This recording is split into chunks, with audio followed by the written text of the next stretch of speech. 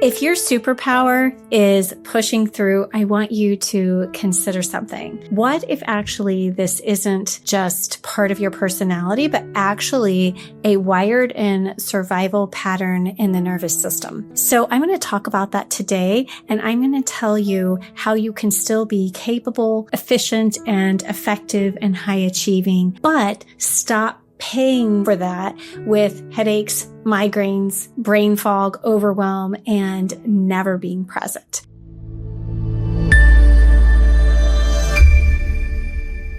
Okay, so I want to talk to you and I want to give you a little example. So Khris, one of our clients, said that she had no idea why she was so overwhelmed that she wondered if she can continue to run her company. She had always been able to push through, and all of a sudden it was like she was hitting a wall. I was just very stressed out all the time and I couldn't figure out why. And I DIY'd myself like crazy. Internet search, try this, try that, and nothing seemed to work. I just could not get out of my own way. She loves going to Hawaii. She couldn't make the trip because she was too overwhelmed. She was feeling tearful daily. She's not able to be present, even though she had good things in her life, marriage and family that she enjoyed, a business that she loved. And she said she always thought her superpower was that she could just push through. I'm fine. And she had been capable and able to do a lot. That wasn't a conscious choice that I'm going to push everything down. It was just something she had been able to do,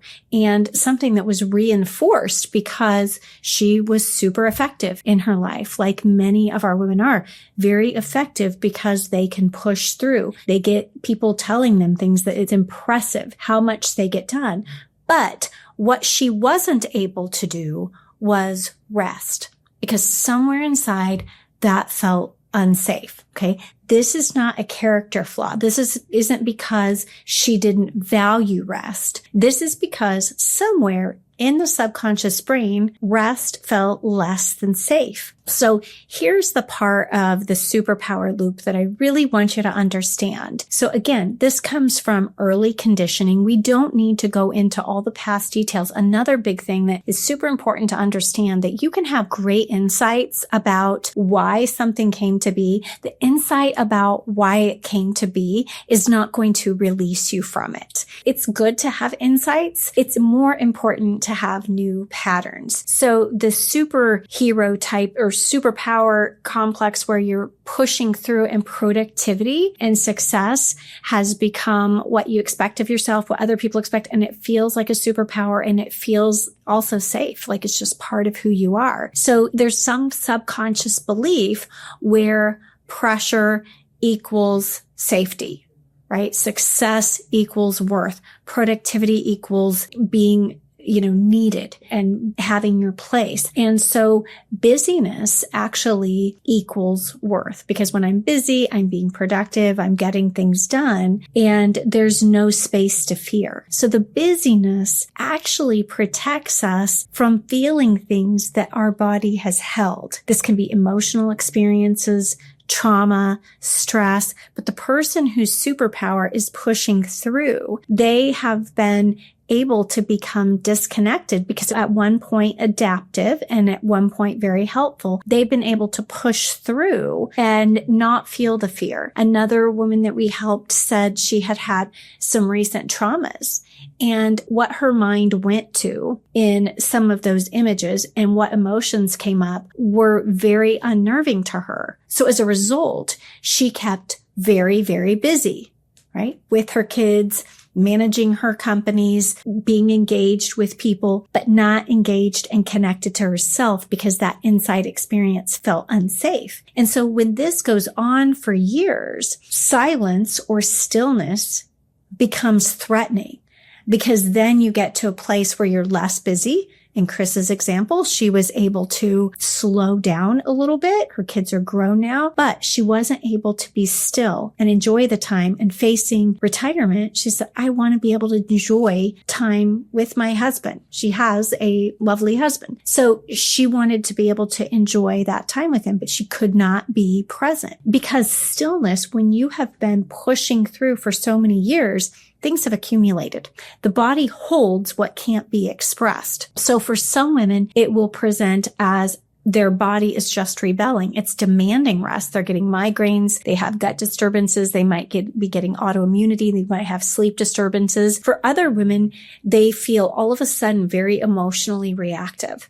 Like they're crying. They don't feel in their logical, effective brain. They have brain fog. They can't be as effective at work. And it's because they're being hijacked by their nervous system that can't hold what's been contained as they've been pushing through all the years. So what's really important to understand, some examples of this, like you can't rest even when there's time. You relax only when forced to, like meaning that you get sick or your body just can't push through. If you are resting, you feel guilty. There's always this little voice saying, you should be doing more. What about this? What about this? What about this? Did you do that? Maybe you should do some more of that. So you can't rest because there's always this part of you that feels restless, like you should be doing more. Maybe you can't watch a show.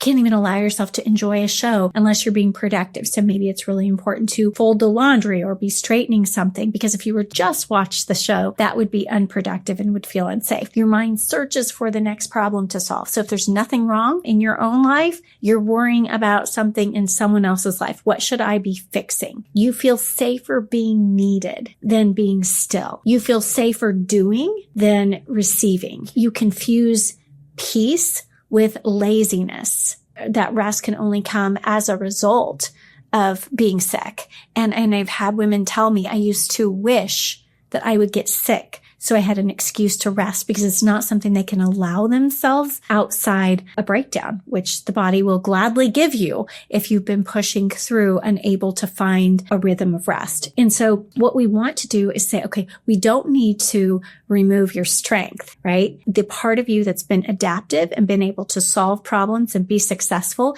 and be ambitious, that part of you actually doesn't need the pressure. You're all those things because that's who God designed you to be. And so you can keep your strength, but what we need to do is remove the fear beneath it so that it comes from a place of purpose rather than pressure, so that we're not always feeling the need, so that we can be ambitious and chase goals and get things done and be super effective, and also allow rest that allows us to do so in a healthy way so that we can enjoy the journey and be our best selves longer. So, achievement doesn't have to come through pressure. It can come through aligned goals and purpose that you're able to rest in. And the beautiful part about this is that people say that once they do this work, they feel even more deeply connected to not only themselves, not only others, but to God, because that stillness allows us to rest in the truth that we know He provides. So I'm going to give you some practical tips for turning it off. So first of all, understand that this isn't a character flaw. So I've said in the beginning, what if that superpower is secretly stealing your peace? Okay, so what if we say, okay, that superpower, that part of me is not a bad part of me. It's something that's trying to protect me, because at one point early on, that became a way that I achieved safety or approval. And so approaching that not as an enemy of you, but as something that once served a purpose and now needs help relaxing. So that's the first thing. The second thing is that you have to retrain stillness. So to go from never being connected in here and having a lot of things, a lot of stress accumulate over the years, you have to practice stillness very slowly, because what you're actually wanting to do is not go stick your face in a bucket of cold water or shake it off. Those things do not last. They might change your state in the meantime. They don't change these underlying subconscious patterns. So you're going to have to create new neural pathways for stillness. So even just a few minutes a day of consistent breath work and stillness, and it's probably in the beginning all you can tolerate, but doing something consistently, microdosing stillness so that you can build in these new networks, it's really the most important first step. Okay. Because until you do that, you really can't get to those underlying programs where we need to redefine success, right? Redefine success, redefine safety. And those, again, are in the subconscious part of the brain. So as long as we're stuck in fight or flight, we can't make meaningful change to those subconscious programs. So that's the progression. And then also, I think it's really important for the women that I work with is that we integrate faith. And that's because So many women are walking around with a shame because they know that they are supposed to rest. They know be still and know that I'm God. They know that this constant need to feel like they're in control of everything doesn't serve them well. And so they feel they've gone to prayer, they've been in their devotions. But when we can slow things down, we can get ourselves to a place where we can really then redefine success based on not only what we know from our wise brain, but what God's word says. And so if you can redefine success and really get at those core programs, you can still be even more effective. You can still be high achieving, and yet you can really enjoy the fruits of your labor and your success and be present and do it in a way that's aligned and purposeful. So if you want to understand more about this and how we help people, I do have a free masterclass that explains more about the nervous system overdrive and the underlying cause of that. So we love for women to not only be educated, but then take action and start really saying, this is something that I don't have to give up my peace in order to achieve. I don't have to give up my peace to be resilient. Resilience actually comes from psychological flexibility and also being able to regulate emotions rather than stuffing them. And you can learn to do that. This is not a character flaw. It's not how you were designed. It's something you adapted to. So stay tuned. I'd love for you to subscribe to my channel and listen for more content like this. And you can find me on other platforms, Facebook and Instagram as well. And like I said, if you want to listen to my masterclass, we love helping women in the joyful and present transformation. And we'd love to be able to help you understand where this is coming from. And that most of all, that you don't have to live with that. So see you in the next video. Have a great day. Bye.